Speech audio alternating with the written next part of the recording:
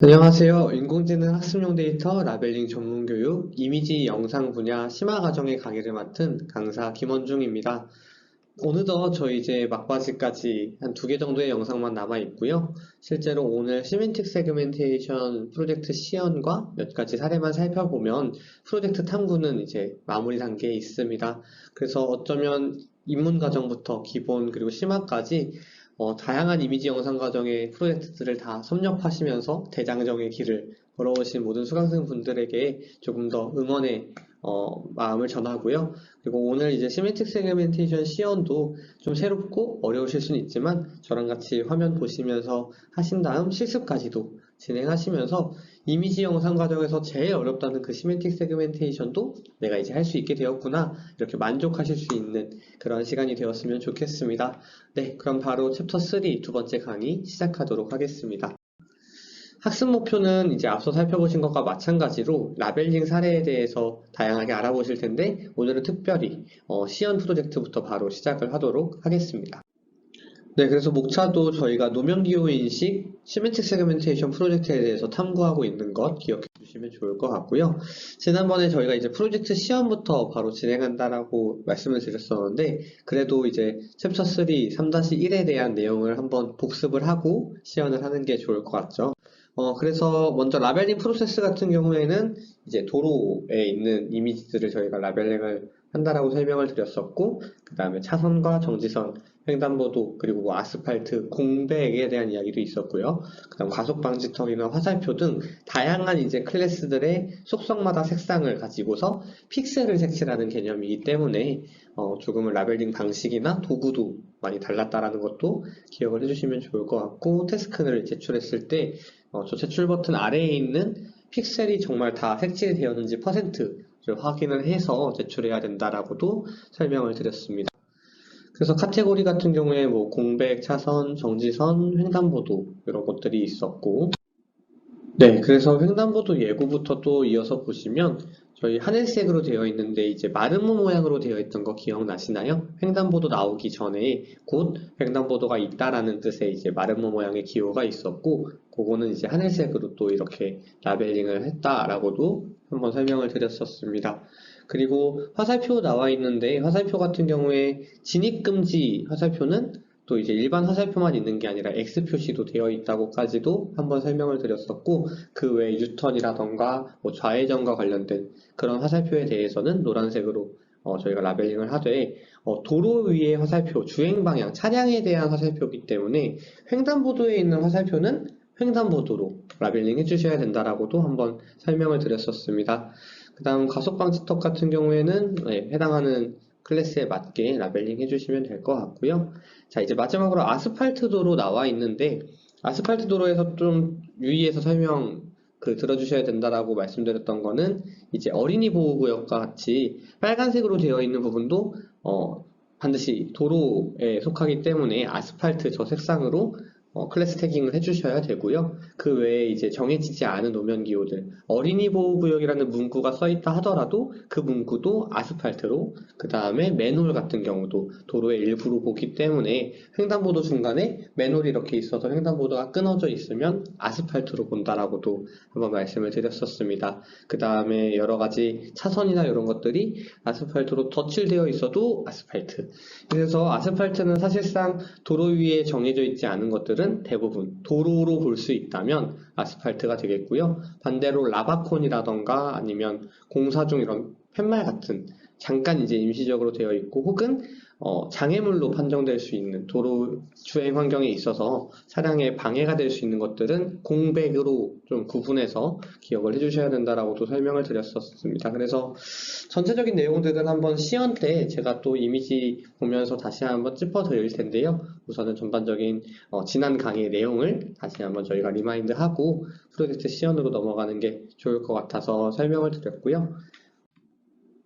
네, 프로젝트 시연 그럼 본격적으로 진행을 해보도록 하겠습니다. 제 화면을 통해서 함께 시멘틱 세그멘테이션 툴 처음 접해보시겠는데 그 조작 도구 보시면서 하나씩 기능이나 아니면 특징들 그리고 실제로 이 이미지는 어떻게 라벨링 해야 할지 이러한 것들을 꼼꼼하게 한번 살펴보도록 하겠습니다.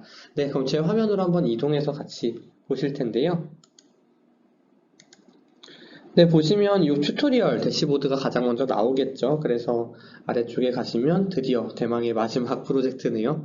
노면 기호 인식 프로젝트를 클릭하시면 됩니다.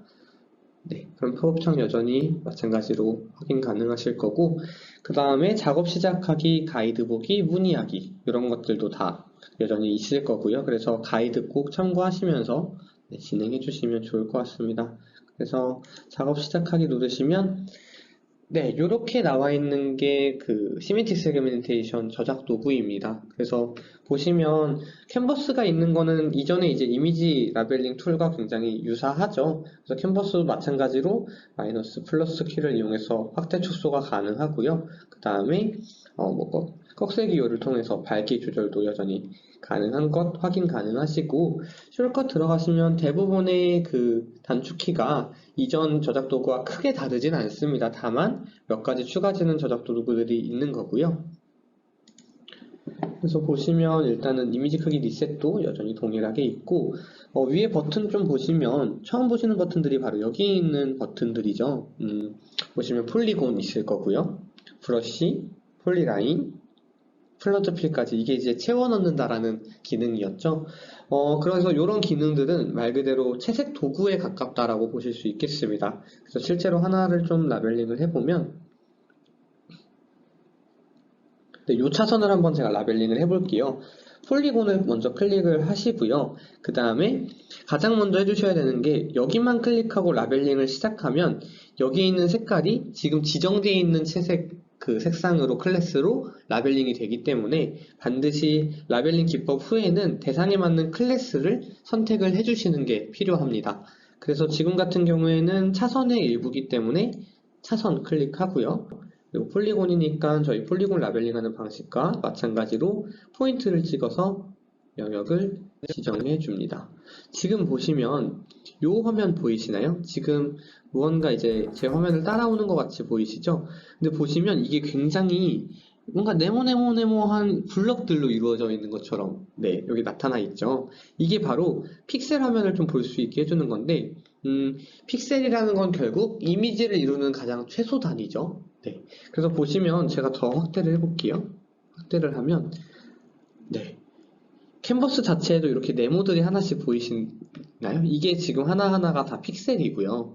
그래서 이 픽셀들을 라벨링 하는 거기 때문에 굉장히 어렵다라고 제가 시멘틱 세그멘테이션을 설명을 드리는 것입니다. 그래서 지금 같은 경우도 일단 이어서 폴리곤을 계속 해보면 정말 정교한 작업을 위해서는 원래는 이렇게 확대해서 주황색까지 할 수 있는 최대한 범위를 이렇게 지정해 주는 것까지도 요구되는 경우가 있습니다.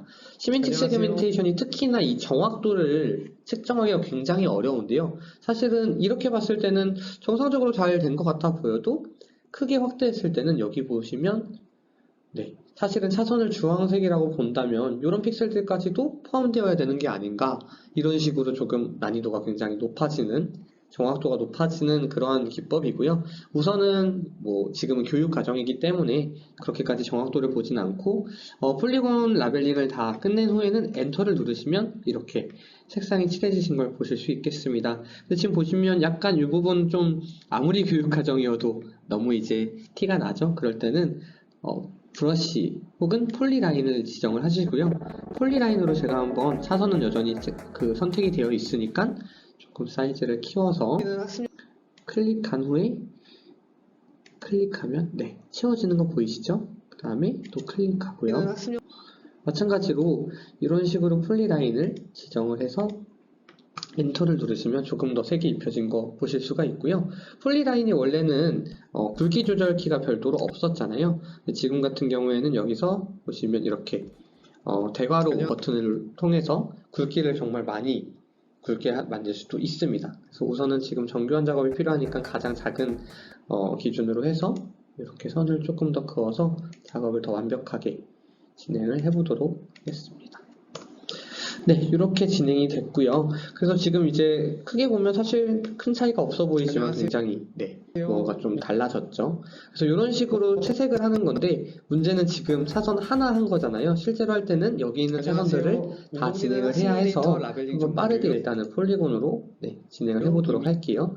보시면 지금 이미지를 자세히 보시면 여기까지가 차선이죠. 지금 그 위에 있는 거는 아마 촬영하는 차량의 일부인 것 같아요. 그래서 이런 부분들은 반드시 차선이 아니라는 것도 꼭 확인을 해주셔야 되고요. 자, 그러면은 이게 아니라 뭐 브러쉬로 채색도 가능합니다. 브러쉬 이렇게 되어 있죠. 그래서 브러쉬를 가지고 채색을 할 때도 이렇게 클래스가 잘 되어 있는지 확인을 해주시고, 그리고 이제 브러쉬 같은 경우에는 지금 차선이 훨씬 더 얇기 때문에 크기를 마찬가지로 조절을 해주셔야 해서 폴리라인 크기를 조절했던 단축키 대괄호를 통해서 이렇게 조절이 가능합니다.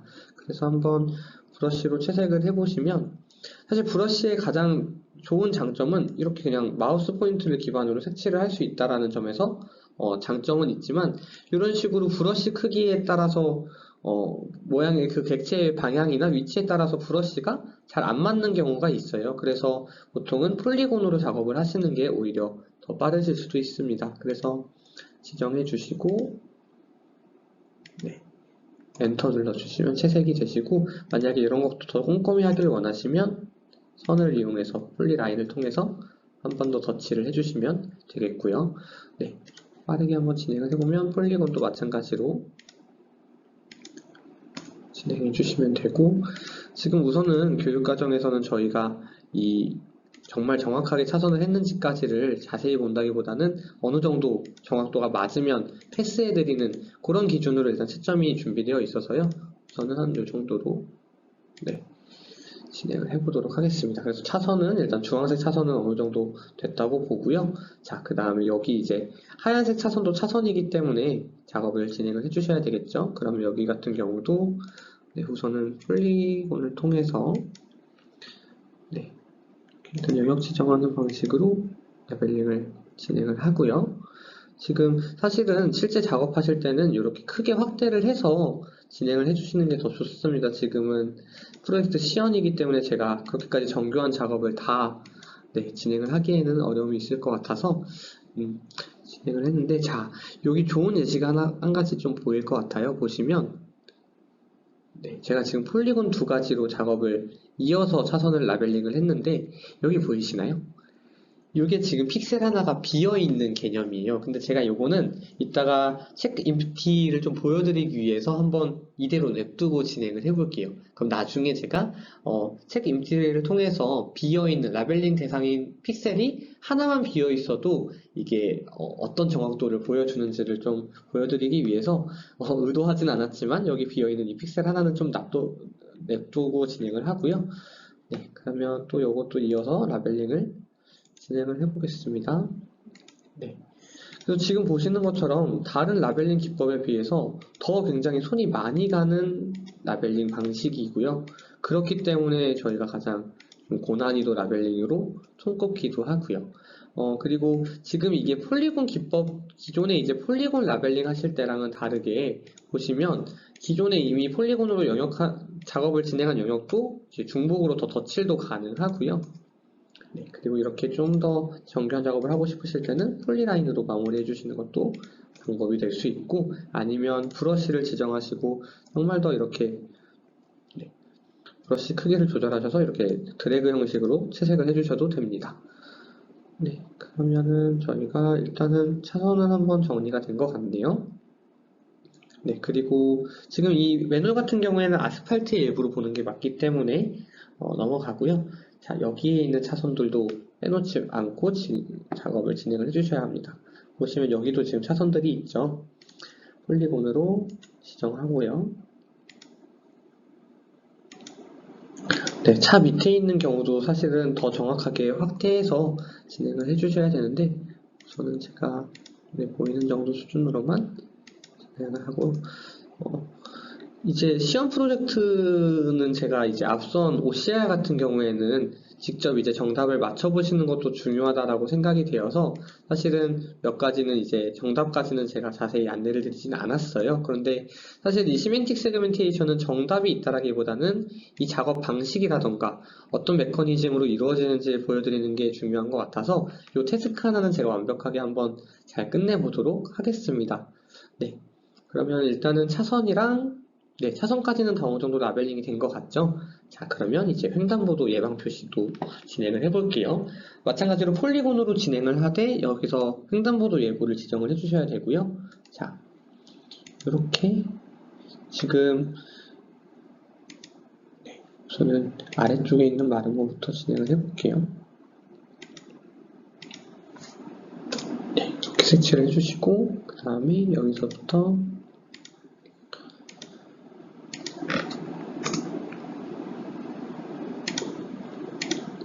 저도 사실 지금 이걸 다른 것들은 정답을 알고서 이제 진행하는 반면에 시메트릭 세그멘테이션 같은 경우에는 그때그때 할 때마다 제가 정확히 하고 꼼꼼히 하냐에 따라서 결과가 달라지는 라벨링 기법이다 보니까 시연으로 해드리고 있는데 제가 너무 못하면 어떡하나 하는 사실 걱정도 조금 되는데 우선은 한번 진행을 실제로 해본 다음에 결과를 같이 보도록 할게요. 자, 우선은 제가 봤을 때는 마른 모드 어느 정도 정확도면은 괜찮을 것 같고요. 네. 자, 그 다음에는 지금 일단은 차선이랑 횡단보도 예고 외에는 여기 보이시는 다른 그 카테고리들이 존재하진 않아 보이죠. 그래서 아스팔트를 마무리하고 그 다음에 이제 공백을 좀 마무리를 하면 될 것 같은데 그 가장 중요한 게 이미지를 확대하고 축소하다 보면 어느 순간 내가 보는 이미지가 아 이게 끝이구나 라고 생각하는 경우가 있어요. 근데 사실은 축소를 완벽하게 하지 않은 경우에는 이렇게 미처 보지 못한 부분도 있을 수 있거든요. 그래서 반드시 이제 축소를 버튼을 통해서 전체 이미지의 영역을 한 번 정도 확인하는 것도 중요합니다. 그래서 그렇게 한번 설명을 드렸고 자 그럼 아스팔트로 한번 넘어가 볼게요. 아스팔트를 해볼 텐데 아스팔트를 할 때 지금 이제 한 가지 좀 보여드릴 수 있는 기능은 자 보시면 이 브러쉬 기능을 가지고 할 때 여기 F 버튼과 R 버튼 제가 아까도 한번 설명드렸었죠. F와 R 버튼에 있어서 F 같은 경우에는 제가 만약에 브러쉬 아스팔트를 가지고 일단 브러쉬 크기를 좀 키우고요. 네, 조금 작업했던 게 아깝긴 하지만 지금 만약에 제가 아스팔트를 이렇게 색칠하면 보이시나요? 작업한 결과가 다 날아가는 거? 이제 F 버튼은 말 그대로 이 앞에다가 그리는 개념이에요. 그래서 지금처럼 F를 누르고서 이렇게 브러쉬를 색칠하게 되면 이 아스팔트 색깔로 채색이 된 거거든요. 지금은 지워진 게 아니라 더 명확하게 보여드릴 수 있는 건 네, 이렇게 되는 개념이에요. 그런데 R 버튼, R은 뒤쪽으로 간다라고 한번 설명드렸었죠. R 버튼을 누르고 채색을 하면 보이시죠? 이미 채색을 한 영역이 침범되지 않는 개념입니다. 네. 그래서 이 버튼이 이제 브러쉬를 활용할 때 가장 유용하게 쓰실 수 있는데 지금 같은 경우도 아스팔트로 채색을 해야 되는 라벨링을 해야 되는 영역이 꽤 많고 차선이나 마름모는 이미 라벨링을 해버렸죠. 그런 경우에는 이렇게 브러쉬에 R을 누르시고 네, 이미지 사이즈는 그대로 두고 브러쉬 사이즈를 키운 다음에 이렇게 네, 한 번에 색칠을 할 수가 있게 되는 거죠. 이해되시나요? 그래서 이런 개념이 일단은 그 R과 F 버튼이라고 이해를 해주시면 됩니다. 근데 다만 이런 식으로 도로 상황에서는 제가 브러쉬를 이렇게 쓰는 거를 경우에 따라서는 좀 조심해 주셔야 된다라고 말씀드리는 이유가 지금 같은 경우도 그냥 이렇게 색칠을 다 해버릴 수가 없는 게 나중에 이 차량 같은 경우는 아스팔트가 아니라 또 공백으로 저희가 라벨링을 진행을 해야 하잖아요. 그래서 지금은 명확하게 아스팔트 영역까지는 정교하게 작업이 좀 필요할 것 같습니다. 그래서 아스팔트 영역을 한번 작업을 또 폴리곤으로도 좀 진행을 해볼게요. 보시면 일단은 여기 나와 있는 것들 쉽게 말씀드리면 그 주행 수집 차량의 일부는 공백이기 때문에 아스팔트를 좀 분리해서 채색을 해야 되겠죠. 근데 폴리곤으로 진행을 하실 때도 마찬가지로 F가 아니라 R을 두고서 작업을 하시게 되면 자, 제가 이렇게 만약에 영역을 지정하고 엔터를 누르면 보이시죠? 이미 차선으로 되어 있는 경우는 침범되지 않고 그 외의 영역들이 라벨링 된 것을 보실 수가 있습니다. 그래서 이렇게 또 한 가지 예시를 드렸는데 자, 다시 한번 좀 정교하게 네, 아스팔트 작업을 마무리를 해볼게요. 아스팔트 폴리곤 클릭하고 이제 다른 차선들이 침범되지 않도록 R 설정을 한 후에요. 네, 이렇게 작업을 진행을 드리고 작업하는 동안 네, 제가 가만히 너무 작업만 집중할 수도 없잖아요. 강사인데 그래서 몇 가지 좀 설명을 더 드리면 보통 시멘트 세그멘테이션 가공을 할 때 라벨러분들한테 지급되는 추가적인 뭐랄까요? 기기나 장치들이 간혹 있습니다. 그래서 데이터 메이커 같은 경우에도 작업을 할 때 와쿰 태블릿이라는 것을 지급을 하거든요. 그 와쿰 태블릿이 무엇이냐면 쉽게 얘기해서 이제 아이패드랑 약간 비슷하다라고도 볼 수 있을까요? 그 마우스를 패드 형태로 펜으로 이렇게 대체할 수 있는데 그걸 활용하는 이유가 실제로 지금 이게 사실상 색칠에 가깝잖아요. 그래서 그게 지금 이렇게 마우스 기반으로 하는 것보다 그 와콤 태블릿 같은 것들을 활용했을 때 더 효과가 좋더라고요. 그래서 실제로 저희도 시멘틱 세그멘테이션 작업을 작업자한테 맡길 때는 그런 식의 다른 장치들을 따로 지급을 하기도 하고요. 근데 지금은 이제 수강생분들이 워낙 많으시고 또 집에 그런 와콤 태블릿들을 가지고 계신 분들이 많지 않으시기 때문에 일반적으로 지금처럼 그냥 작업을 진행을 하고 있습니다. 제가 지금 폴리곤으로 영역을 지정해서 했는데 보시면 여기 같은 경우도 지금 아스팔트가 비어져 있는 거죠. 그래서 이게 아스팔트가 비어져 있는지 확인할 수 있는 단축키 하나를 설명드리면 U입니다. 보이시나요? 색칠한 부분만 딱 잘라서 보일 수 있는 단축키인데요. 그래서 지금 같은 경우가 지금 폴리곤 영역을 지정하다 보니까 좀 누락된 부분인데 이런 경우가 브러쉬에다가 R 버튼 누르시고 이미지 크기 조절하시고 브러쉬 크기도 조절 한번 해주시고요. 네. 지금 일반 실제 이미지상에서 작업하는 게 조금 어렵기 때문에 이런 경우에 U 버튼을 누르시고 작업을 해주시면 도움이 됩니다. 그래서 브러쉬 크기를 조금 더 축소를 하고요. 그 다음에 이렇게 네, 조금 더 확실히 작업하기가 수월하겠죠. 그래서 이렇게 정교한 작업을 하실 때는 다시 한번 확대해서 정확하게 라벨링을 진행해 주시면 되겠습니다. 자, 그러면 아스팔트, 여기를 조금 더 마무리를 해야 되겠네요. 네.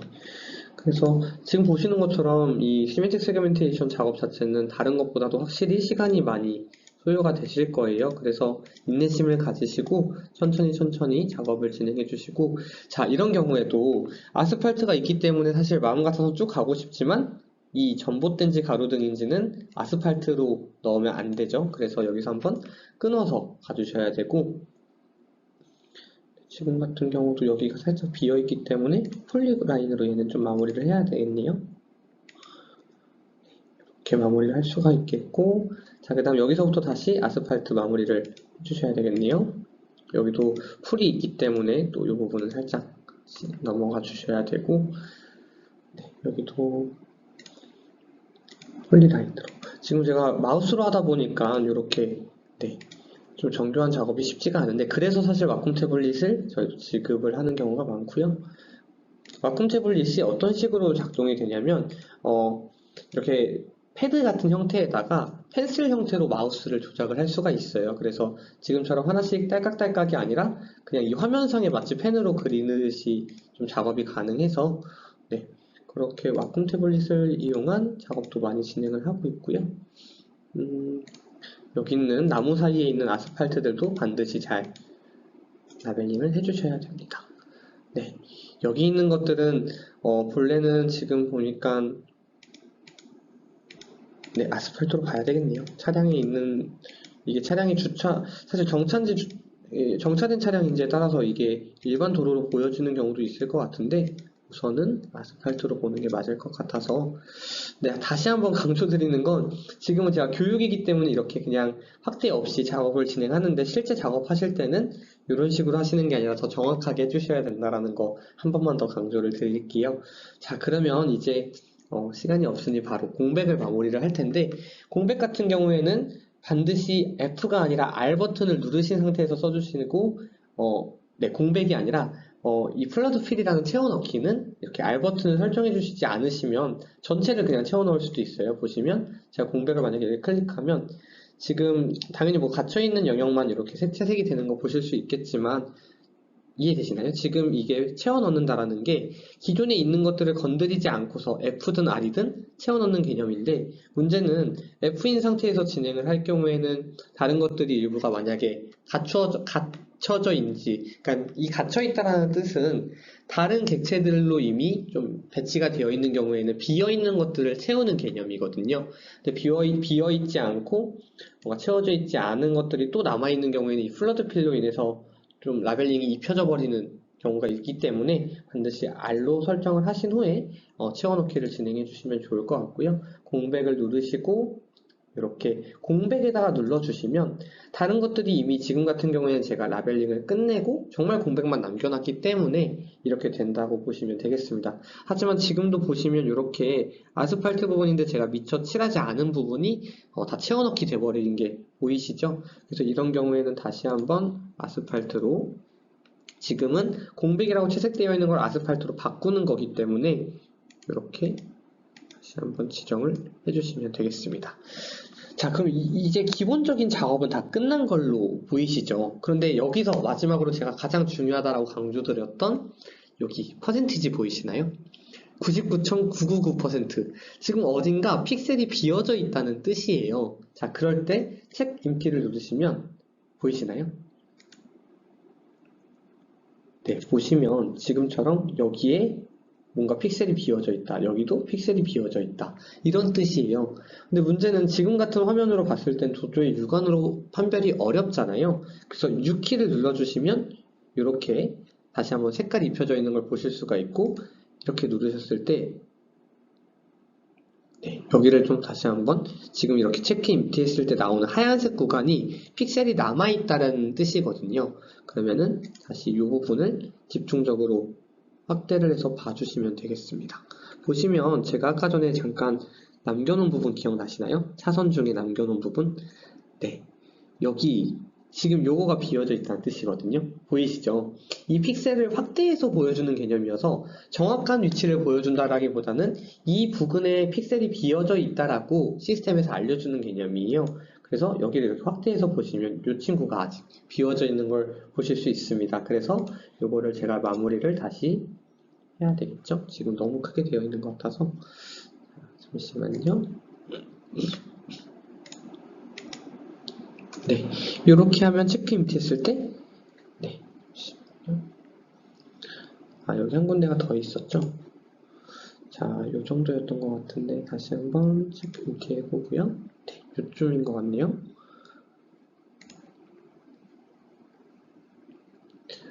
보시면 지금 여기 색깔이 좀 다른 거 보이시나요?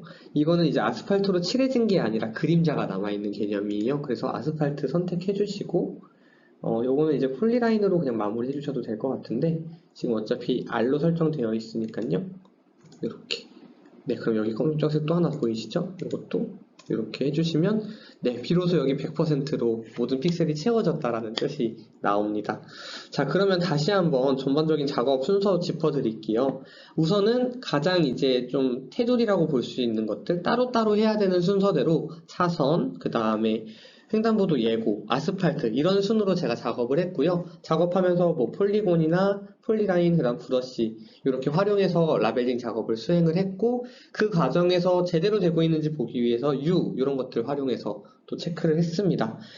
그 다음에 이제 나머지 공백 같은 경우에는 플러드 필을 활용해서 또 진행을 했고요. 그래서 이런 식으로 전반적인 작업이 다 끝난 후에는 요 픽셀 퍼센트지를 다시 한번 확인을 했죠. 픽셀 퍼센트를 확인해서 비워져 있다라고 하면 책 인피를 통해서 어느 부분에 비워져 있다라고 하는 건지 좀 확인하고, 거기서 알려주는 곳을 찾아서 확대해가지고 마무리하는 단계로 이게 100%가 되면, 그 다음에 이제 100%라고 해서 모든 픽셀 라벨링이 완벽하게 끝났다는 뜻이 아닙니다. 이 부분은 모든 픽셀이 채워졌다는 뜻이에요. 그래서 제출 눌렀을 때 정확도에 문제가 없다라면 제출이 되지만, 만약에 제가 예를 들어서 지금 아스팔트 도로고 브러쉬, 그 다음에 여기를 아스팔트라고 이렇게 잘못 지정을 해볼게요. 네, 이렇게 막 잘못 지정을 했다라고 했을 때, 그럼 이 경우도 여전히 픽셀 퍼센트지는 모든 픽셀이 라벨링 됐기 때문에 100%입니다. 하지만 이렇게 제출할 경우에는 정확도 미달이라고 최소 통과 점수에 못 미쳤다라고 알람이 나오는 거죠. 그래서 이런 식으로 지금 채점이 될 거고요. 다시 한번 이 부분을 이제 되돌리면 네, 완벽하게 제출이 됐다라는 뜻이 됩니다. 네, 그래서 시멘틱 세그멘테이션 화면 공유를 통해서 시연을 한번 진행을 했고요. 네, 비로소 이제 마지막 사례 분석으로 넘어가도록 하겠습니다. 그래서 적합, 낮은 정확도 이렇게 차례대로 한번 살펴볼 텐데요. 라벨링 사례를 분석했을 때 적합한 사례는 지금 보시는 것처럼 색깔, 도로, 글자 표시가 정확하게 라벨링 됐을 때, 다만 말씀드렸던 것처럼 어린이 보호구역 같이 정해진 클래스가 아닌 것들을 다른 클래스로 라벨링 했을 때는 부적합하다라고 나올 거고요.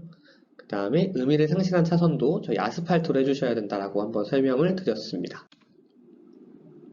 클래스를 잘못 설정한 경우, 정지선을 차선으로 지금 라벨링을 한 경우죠. 저런 경우도 부적합 사례로 볼 수가 있겠고요. 횡단보도 영역을 잘못 설정한 경우, 예를 들어서 보행방향 화살표를 차량의 주행방향 지시 화살표 노란색으로 잘못 라벨링한 경우죠. 이 경우도 부적합이라고 확인해 주시면 되겠습니다. 다음 지금 같은 경우 맨홀에 가려진 노면 기호인데 주행에 방해가 되지 않는 장애물에 의해 가려진 노면 기호 부분은 아스팔트 도로 클래스를 부여한다 이렇게 되어 있죠. 그래서 아스팔트는 도로 맨홀도 다 포함하는 개념이라고 봐주시면 되겠습니다. 다음 도로가 아닌 영역을 포함하는 라벨링은 이제 돌길이 대표적인 예시가 될 텐데 그 경우에는 공백으로 반드시 아스팔트가 아니라 공백으로 해주셔야 되고요. 네, 그래서 퀴즈를 통해서 한번 마무리를 해보도록 하겠습니다. 다음에 이미지에서 라벨링 속성이 다른 것을 고르세요 되어 있는데 정답은 네, 정지선이죠. 정지선 같은 경우에는 다른 속성이기 때문에 라벨링을 별도로 해주셔야 하고요. 노면 기호 인식 라벨링 기준에 대한 설명으로 맞으면 O 아니면 X를 고르세요. 지금 같은 경우에 정답은 네, 1번, 2번, 3번, 4번, 5번 중에 네. 자, 시간 관계상 제가 일단 빠르게 한번 읽어드리면 첫 번째 차가 가린 부분의 차선도 추측하지 않고 보이는 부분까지만 라벨링을 하기 때문에 잘못된 설명이고요. 그 다음에 과속방지턱과 중앙성은 페인트 색깔이 같으므로 이런 것과 관련 없이 각각 정확한 해당 속성으로 라벨링이 필요합니다. 그 다음에 도로 위의 안내문구는 아스팔트 속성을 부여한다. 이거는 맞는 얘기고요. 횡단보도는 흰색 선만 라벨링한다. 그리고 횡단보도 예고와 화살표는 각각 다른 속성이라는 것도 다시 한번 말씀을 드리는 거고요. 네, 그래서 시멘틱 세그멘테이션의 전반적인 학습 정리를 진행하면 저희가 자율주행 기술 개발 등에 활용되는 가장 고난도된 라벨링 기법이고요. 시멘틱 세그멘테이션은 모든 픽셀에 클래스를 부여하기 때문에 약간 색칠을 하듯이 진행이 되고 어떤 한 픽셀, 작은 그 픽셀이라도 클래스가 부여되어 있지 않는, 즉 색깔이 칠해져 있지 않으면 이제 잘못 라벨링되고 완벽하게 라벨링되지 않았다라는 것도 굉장히 유의해 주셔야 되는 부분입니다. 그래서 가이드라인을 기반으로 제가 시연까지 진행을 해드렸고요. 네, 참고 자료 한 번 더 확인해 주시고 네, 이로써 시멘틱 세그멘테이션 프로젝트 탐구도 전체 2번의 강의를 통해서 마무리가 되었습니다. 그래서 실제 시연이 사실 시간이 좀 많이 길었는데 시연 같은 경우에는 그래도 제가 시멘틱 세그멘테이션은 전체적인 내용을 한번 다 보여드리는 게 도움이 되실 것 같아서 좀 길게 진행을 했습니다. 오늘 특별히 좀 강의가 길어졌는데 장시간 동안 정말 고생 많으셨고요. 실습 과정에서 좀 생기는 의문들 그리고 여전히 기능에 대한 궁금증이 있으실 경우에는 해당 이메일로 질문 주시면 답변 드리도록 하겠습니다. 저희는 다음 마지막 강의로 이제 심화 과정을 마치게 되는데요. 다음 강의까지 지금까지 배우셨던 내용들 잘 확인 부탁드리고요. 저희는 다음 강의를 통해서 뵙도록 하겠습니다. 수고 많으셨습니다. 감사합니다.